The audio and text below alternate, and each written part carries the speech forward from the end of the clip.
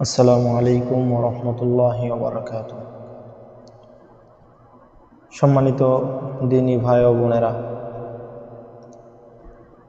ইমাম সাহেবের অনুপস্থিতিতে এমন কিছু ব্যক্তিদের ইমামতি করতে দেখা যায় যাদের ভিতরে ইমামতির যে শর্ত আছে সেই শর্তগুলো পাওয়া যায় না।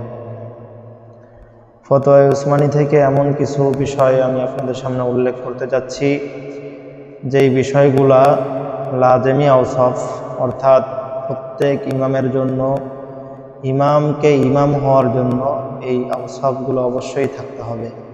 ফতোয়ায়ে উসমানীর ভিতরে লেখা হয়েছে লাজেমি আওসাফ जिनके बगैर मुक्तदियों की नामाज ही नहीं हो सकती। আবশ্যকীয় কিছু গুণাবলী যেগুলো ছাড়া মুক্তাদির নামাজই হতে পারে না। অর্থাৎ ইমামের এমন কিছু গুণ থাকতে হবে যেগুলো না থাকলে ইমাম হতে পারবে না, সেই ইমামের পিছনে নামাজ পড়া যাবে না। এখানে টোটাল 6টা বিষয় উল্লেখ করা হয়েছে। 1 নাম্বার, ইমাম মুসলমান, বালেগ, সুস্থ মস্তিষ্কের অধিকারী এবং নেশা থেকে মুক্ত হতে হবে। 2 নম্বরে বলা হয়েছে নামাজের পদ্ধতি সম্পর্কে তার জানা থাকা লাগবে। 3 নম্বরে নামাজের সমস্ত শর্ত সম্পর্কে তাকে জানা থাকা লাগবে, সাথে সাথে পবিত্রতার পূর্ণ পাবন্দী করতে হবে। 4 নম্বরে এমন সব রোগ থেকে মুক্ত থাকতে হবে যে রোগের কারণে সে তার ওযুকে ধরে রাখতে পারে না, ওযু বারবার নষ্ট হয়ে যায়।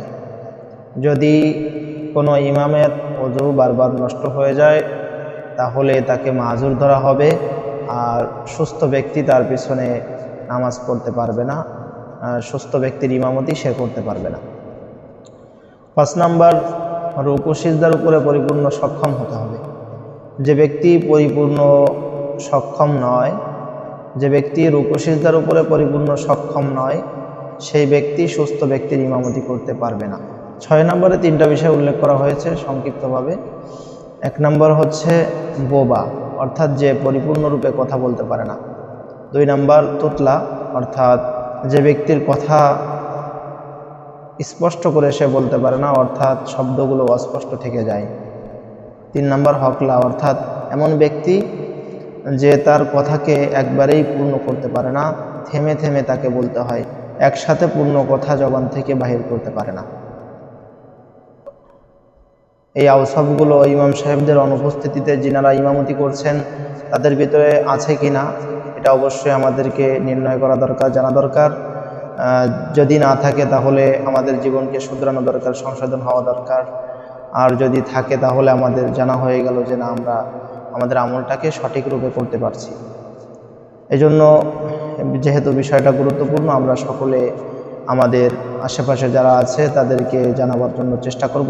আল্লাহ রাব্বুল আলামিন আমাদের সকলকে সুস্থতার সাথে আল্লাহ তাআলার ইবাদত সম্পূর্ণ করার তৌফিক দান করেন। আমিন। আসসালামু আলাইকুম ওয়া রাহমাতুল্লাহি ওয়া বারাকাতুহু।